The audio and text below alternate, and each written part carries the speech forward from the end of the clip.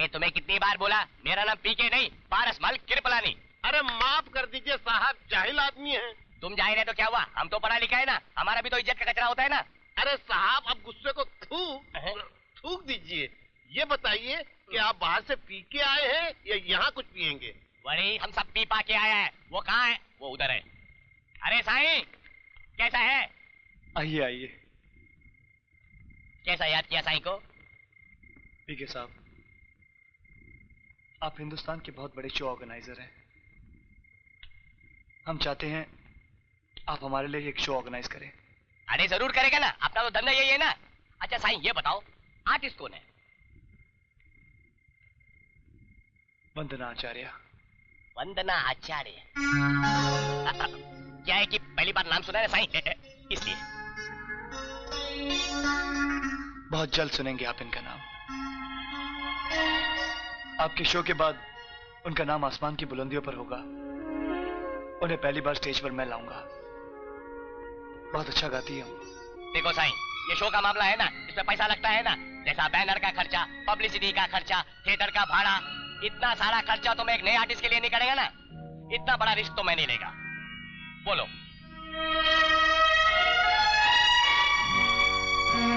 और अगर मैं ये कहूं कि इसमें आपका बिल्कुल रिस्क नहीं है तो? वो कैसे? पीके साहब, मैंने अपने घर के कागजात पर दस्तखत कर दिया है। अगर मेरा शो फ्लॉप होता है तो आप अपना नुकसान मेरा घर बेचकर पूरा कर सकते हैं। ठीक है, अगर तुमको इतना कॉन्फिडेंस है तो मैं भी वादा करता है ये शो को इतना बड़ा करेंगे कि अक्खा दुनिया देखेगा। Thank you Kripalani, thank you. अरे ये दोस्त है, ये दोस्ती कब काम आएगी? ऐसा ही अच्छा जाता है। ये बबुआ, ये तो हम भी जानते हैं कि गुड्डी एक बहुत अच्छी कलाकार है और एक दिन वो वहां जरूर पहुंचेगी जहां आप उसे देखना चाहते हो। लेकिन इन सब कामों के लिए ये घर का गिरवी रखना ठीक है का? आप फिक्र मत करो काका, गुड्डी गाएगी और नाचेगी। ये इस बात का ऐलान करती है कि तुम कामयाब हो गई हो। जब इंसान कामयाब हो जाता है तो उसे ऐसी चीज मिलती है। बताइए ना कौन थे वो लोग? है कोई जिसके हलक से आवाज नहीं निकलती तो आवाज करने वाले खिलौनों से खेलता है।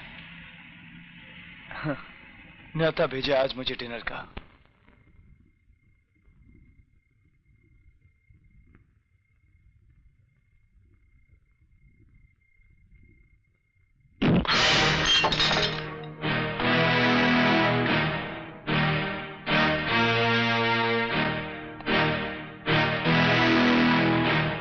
डीके साहब, आप अपना सामान बांध लीजिए क्योंकि ये शहर आपकी तकदीर से छूटा जा रहा है। आसपास के जंगलों में बसेरा डालना ही पड़ेगा, इसलिए ये घास खाने की आदत भी डाल लीजिए। अब तक किसी शेर के पल्ले नहीं पड़े हो, वरना जानते कि शेर को कभी भी तोहफे में घास नहीं दी जाती। हाँ, किसी शेर के पल्ले तो नहीं पड़े, लेकिन अपनी बदकिस्मती की वजह से तुम हमारे पल्ले पड़ गए हो। तो शेर मियां, पहले तो हम तुम्हारे दांत तोड़ेंगे, फिर जबड़े, फिर बची कुची हड्डियां। गला साफ कर लो डीके, क्योंकि हमारी शागिर्दगी में तुम्हारा रियाज शुरू हो चुका है। अगर अब भी हम तुम्हें ना सिखा पाए तो फनकार क्या खाक हुए? खाक में तो हम तुम्हें अभी मिला दें, लेकिन इस वक्त तुम हमारी गुफा में हो और शेर अपनी गुफा में कभी किसी का शिकार नहीं करता। सुना तो हमने भी यही है, लेकिन शेर की खाल पहन लेने से गीदड़ शेर नहीं बन जाता। डीके, तुम अपनी हद पार कर चुके हो। अगली बार तुम्हारे हिस्से में घास भी नहीं आएगी।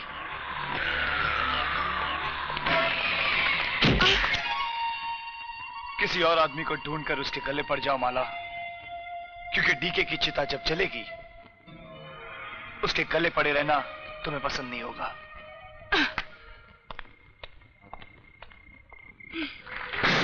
गायत्री, ये वंदना हमारे गुरु के भाई गणेश आचार्य जी की बेटी।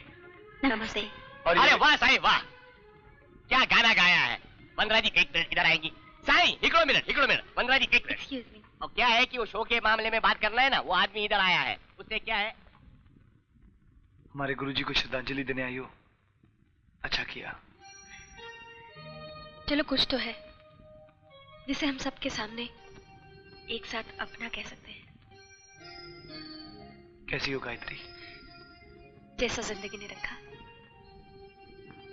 रास्ते कुछ और थे, मंजिलें कुछ और निकली। चलो तुम्हें मंजिल तो मिल गई, हम तो वहीं के वहीं खड़े रह गए। न मंजिल के रास्तों का पता, न उनकी कोई चर्चा। जयदेव, तुम जिस मंजिल को हासिल कर चुके हो उन्हें मिल चुकी हूं मैं। अकेली आई हो? तुम भी तो अकेले आए हो। हाँ। जयदेव, उस गुरु की छत्र छाया में भी तो हम अकेले थे, लेकिन साथ थे। अब साथ का वो पुल टूट चुका है, किनारे अलग अलग हो गए हैं। खैर, अब चलती हूं, क्योंकि यहां तक पहुंचने के लिए बहुत दूर से आना पड़ा, और वापस भी बहुत दूर जाना है।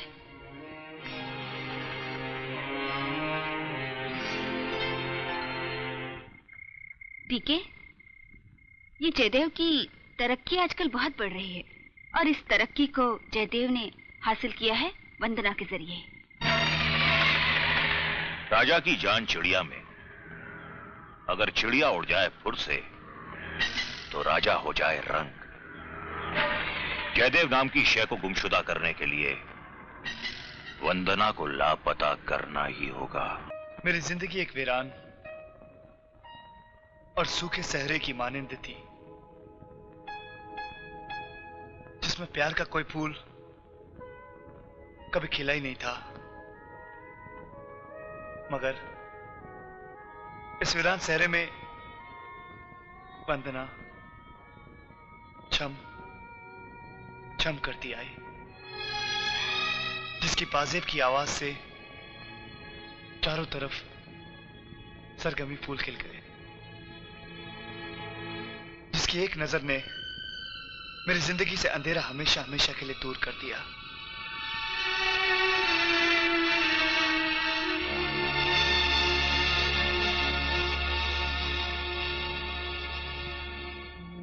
क्योंकि मैं भी तो सिर्फ उसी का हूं, सिर्फ उसी का। बिना वंदना के मेरा संगीत अधूरा है, बेअसर है, झूठा है। वंदना,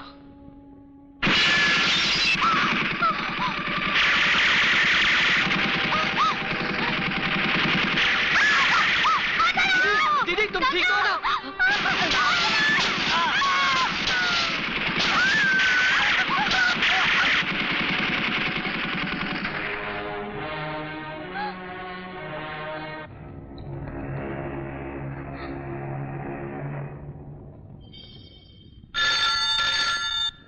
हेलो हेलो, कौन?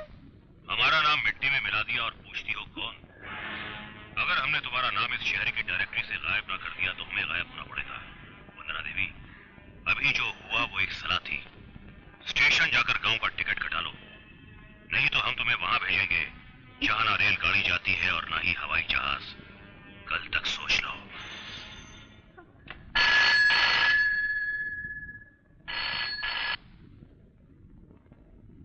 हेलो। जयदेव जी,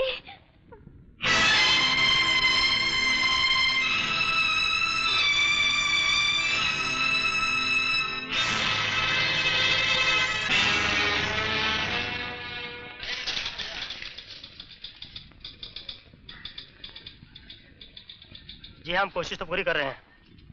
दिवाली तक आपका कैसेट रिलीज हो जाएगा। हाँ हाँ, वो मैं उस हाँ? तो शहर के सारे गीदड़ डीके की गुफा में छुपे हुए हैं। डीके कहाँ है? मुझे नहीं मालूम। मैं कहता हूं बताओ डीके कहाँ है? टीके का पता हम बताते हैं तुझे।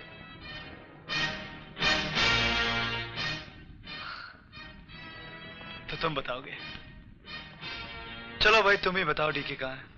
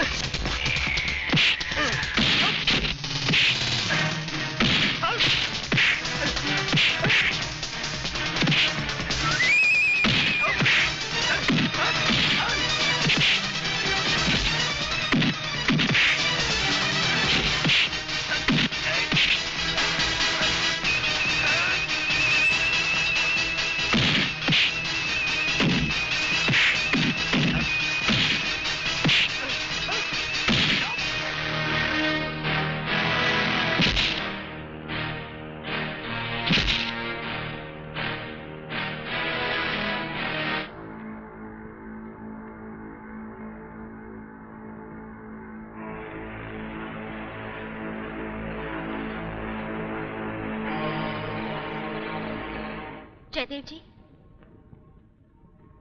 इसके साथ ये दोनों भी थे।